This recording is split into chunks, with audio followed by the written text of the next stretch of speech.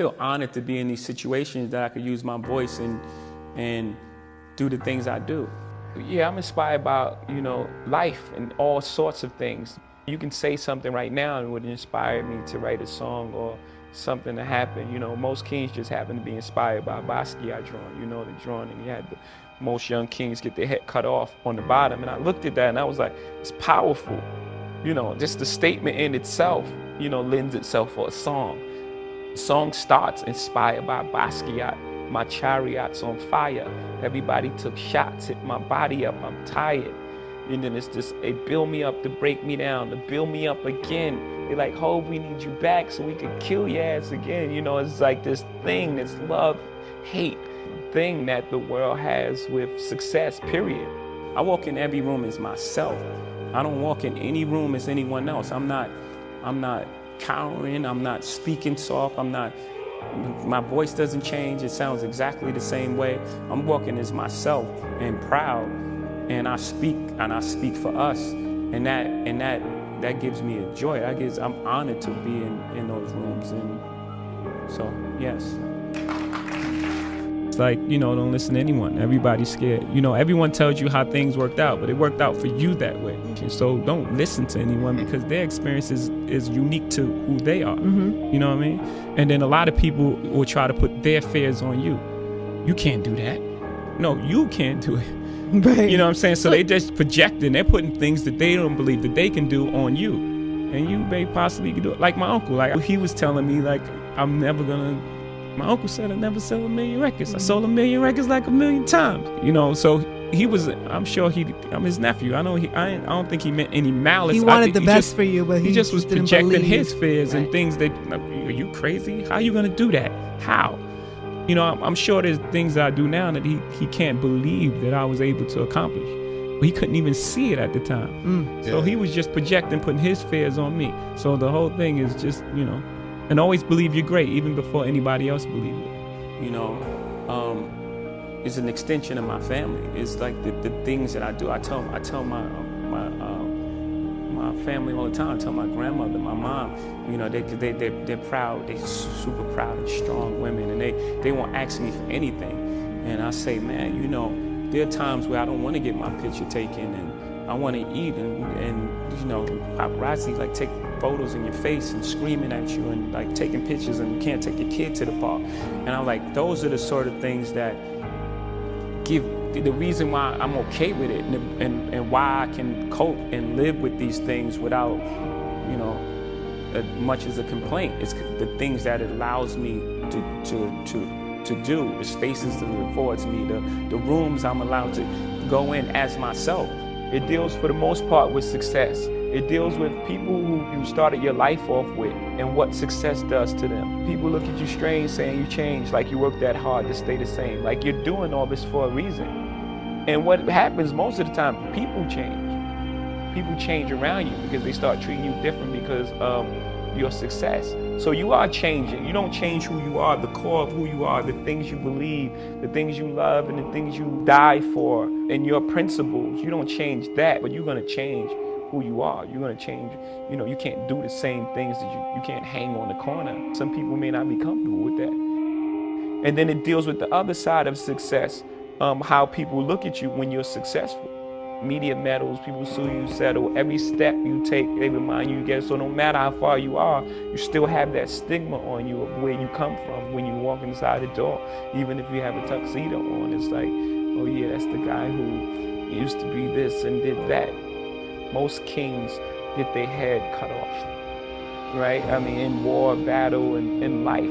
At the end of the day, you've achieved everything you want. You've made it to the top of the throne, and at the end of the day, you just get your head cut off. Do things that are true to you. Most things that I'm involved with are extension of being creative. Rockaway's clothing company. It's part of who you are, and hip hop is your attitude and what you're trying to express, how you dress. I love sports growing up. I grew up in a household where sports was on 24/7. So these are all things that are comfortable for me. These are things that I like. So I would just say get involved in things that you love, and also have have a standard for yourself and have some sort of integrity and try to, find some sort of truth in what you're doing. What did you learn on the street? Because you talk about being 13 and selling crack. Did that teach you something of how to be a successful businessman, or how we all are all common? all the things that you apply in business.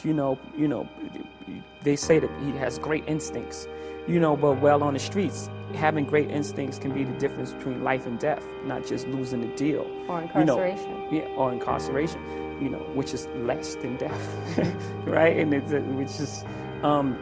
and being a person of high integrity, people want to deal with you. In business, in the trust. Streets, trust and honorable, and a man of your word. All these things come to play in the business world. I'm not condoning any street activity, but it's just the way it is. There's a redemptive power that making a choice has, rather than feeling like you're at effect to all the things that are happening. Make a choice. Like, you just decide what it's going to be, who you're going to be, how you're going to do it. Just decide. And then from that point, the universe is going to get out your way. It's water. It wants to move and go around stuff, I realize that to have the level of success that I want to have, it's difficult to spread it out and do multiple things. It takes such a desperate, obsessive focus. You really got to focus with all of your fiber and all of your heart and all of your creativity. You are associated with a number of brands, HP, Coca-Cola, Budweiser. How do you decide who you want your name, your brand, your voice tied to, and what companies you don't? I try to. Sometimes it's just more about relationships. I pretty much try to work with brands if there's some sort of partnership there. I don't typically do a one-off endorsement deals. I've just never been interested in that. It's just more so if I can create some sort of partnership. Coca-Cola was a partnership. Brand managers, acted as at one time. So I pretty much look for partners, as opposed to one-off endorsement deals. Well, yeah, it seems like you insist on some creative control, that you're not willing to just give the Jay-Z brand out or let people buy it from you. Yeah, for me, it's my life. It's who I am as a person. So I can't just let someone have creative control of who I am. Sure, it's important. Best investment advice that you ever received? What was it? Do you remember? Whether it was in the market or just investing in life and in business?